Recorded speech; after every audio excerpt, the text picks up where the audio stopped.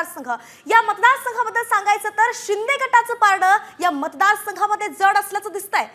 तर नेमके संभाव्य आमदार या मतदारसंघामध्ये कोण आहेत ते देखील आपण पाहूयात।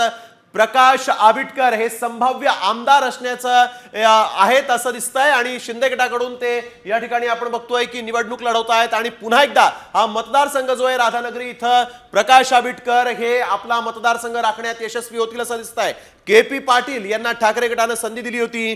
प्रकाश आबिटकर हे शिवसेनेमध्ये होते, शिवसेना फुटल्यानंतर ते शिंदे गटामध्ये गेले, परंतु पुन्हा एकदा जे आहेत इकडचे मतदार जे आहेत ते प्रकाश आबिटकर यांना संधी देणार असल्याचं दिसतंय। तर केपी पाटील ठाकरे गटाकडून त्यांच्या पुढे त्यांनी तगडं आव्हान उभं केलं होतं, परंतु पुन्हा एकदा या ठिकाणी प्रकाश आबिटकर जे आहेत त्यांनाच सर्वसामान्य जनता जी आहे ती पसंती देईल असं दिसतंय।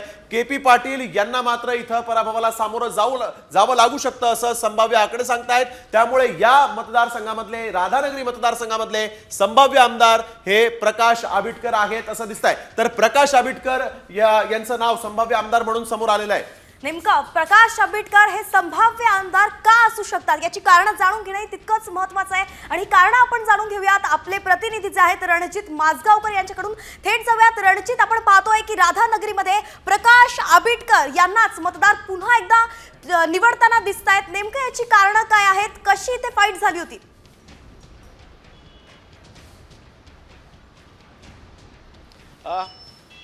राधानगरी मतदारसंघ जो आहे यामध्ये प्रकाश आबिटकर विरुद्ध केपी पाटील अशी लढत आपल्याला सरळ दिसते। मात्र ही गुरु शिष्याची लढत आहे, कारण ज्यावेळी केपी पाटील हे पूर्वी आमदार होते त्यावेळी त्यांचे स्वीय सहाय्यक आणि अतिशय कट्टर कार्यकर्ते म्हणून प्रकाश आबिटकर त्यांच्यासोबत वावरत होते। मधल्या काळामध्ये त्यांनी स्वतःचा एक गट युवा शक्ती निर्माण केली आणि ते केपी पाटलांच्या विरोधातच उभारले आणि निवडून आले। प्रकाश आबिटकर यापूर्वी 2 वेळा निवडून आलेले आहेत आणि आत्ताची ही त्यांची तिसरी टर्म आहे। त्यामुळे आता पुन्हा एकदा मैदानामध्ये गुरु आणि शिष्य या दोघांची लढत आपल्याला पाहायला मिळते। केपी पाटील हे काँग्रेस राष्ट्रवादी विचारसरणीचे आहेत। यापूर्वी ते 2 वेळा आमदार झालेले आहेत। साखर कारखान्याच्या माध्यमातून त्यांनी आपला एक वेगळा वर्ग तयार केला होता। मात्र प्रकाश आबिटकर हे शिवसेनेचे मात्र नंतर शिंदे गटामध्ये गेलेत।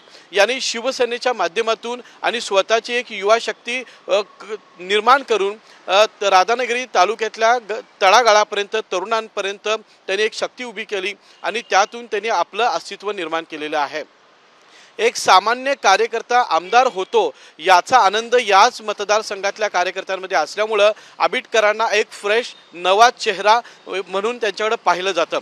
जेव्हा शिवसेना फुटली आणि शिंदे गट वेगळा निर्माण झाला त्यावेळी प्रकाश आबिटकर ज्यावेळी गेले त्यावेळी शिंदे गटाने किंवा एकनाथ शिंदे यांनी प्रकाश आबिटकर यांना मोठ्या प्रमाणामध्ये ताकद या मतदारसंघात दिलेली आहे आणि गेल्या 20 वर्षात जी कामं झाली नाहीत ती कामं या मतदारसंघात मोठ्या प्रमाणात झालेले आहेत। उदाहरणार्थ बेसिक गोष्ट म्हणजे रस्ते, पाणी आणि इतर गोष्टी या सर्वांवर लक्ष केंद्रित करून हा तालुका किंवा हा मतदारसंघ अतिशय सुटसुटीत सुजलाम सुफलाम करण्याच्या पाठीमागे प्रकाश आबिटकरांचं विजन होतं आणि त्यामध्ये ते थोडे यशस्वी झाल्याचं आपल्याला पाहायला मिळतं।